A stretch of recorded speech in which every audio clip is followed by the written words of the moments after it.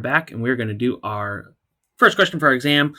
So let's see. Blue material behaves like a polymer, so we know the Young's modulus, thermal expansion coefficient here. Blue material fills a rigid cube, which is open in the 3-3 direction, attached in the 2-2, and open in the 1-1. So let's see what we got here. Well lubricated. Little typo here. You can go ahead and fix that. But we can see essentially what we have here. So there is a stress in the 2-3, and it is minus 27 MPa. So we can go ahead, stress 2-3, stress 2-3. That means there's a strain 2-3. That means there's a strain 2-3 here. All right, so now we can go ahead and start to solve the rest of these problems. So we're told that the force in the 3 direction is 0.7 kilonewtons. So we do know that we have a stress in the 3-3, and it's open in the 3-3. It's also open in the 1-1, so there's no stress here, but there should be a strain here. There should be a strain here. This strain should be positive. If we pull up like that, this strain should be negative. It's attached in the 2-2, so that means there's going to be a stress in the 2-2 as well. We're well lubricated everywhere else. So that means that these are all 0. Now, if we're attached in the 2-2, that means there's no strain in the 2-2. And we should know, if I'm pulling up like that, the stress here, so this stress should be positive.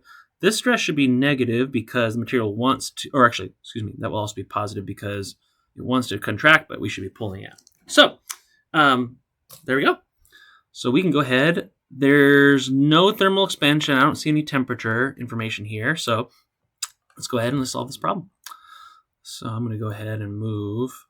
First, I'm going to just decide my sig 2-3 is equal to minus 27 megapascals. It is a polymer, so 1.4. Our delta T is 0. I'm not even going to bother defining it. We have E11. E11 is 0. E22 positive. We also have, E22 is 0. Sig 11 is 0. And we're given that. I think that's pretty much it. So let's look at our equations. Let's double check that we got everything we need. So we are in plane stress. We're in the 2-3 plane. Ooh, actually, we don't have everything we need because we also know sig 2-2 exists, but we also know that sig 3-3 is equal to 0.7 times 10 to the 3, the force, which is divided by 124 times 10 to the minus 3 here. And that has to be squared. So we do know what sig 3-3 is.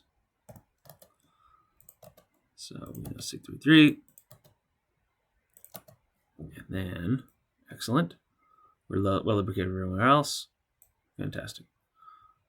We can go ahead and solve our equation, and we see strain in the 1-1 negative. Strain in the 2-3 has to be negative because 2-3 is negative. Strain in the 3-3 is indeed positive, and then the stress in the 2-2, like we said, also has to be positive. Fantastic. So we're in, our sig 2-2 is this. Our sig 3-3 is also defined as well already. So we have sig 2-2, we have sig 3-3, and we also have sig 2-3 defined. So this is our original stress tensor here.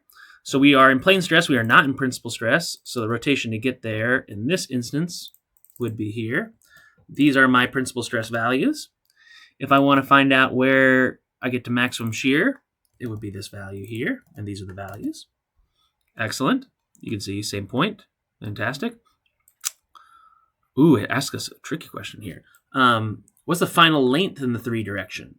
So if my strain in the 3-3 is this, so my strain in the 3-3 is this here, so I'm going to say solve that strain is equal to L final minus L initial, which is 124 times 10 to the minus 3 divided by,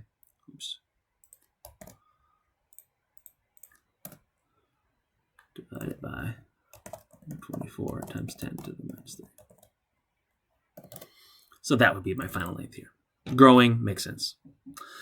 Plane stress, 21 degree counterclockwise rotation from this. So I'm actually going to take this value here, and I'm going to say plus 21.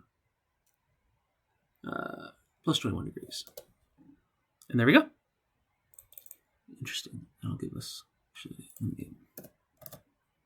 There you go. And those are our values. Great. See you in the next problem.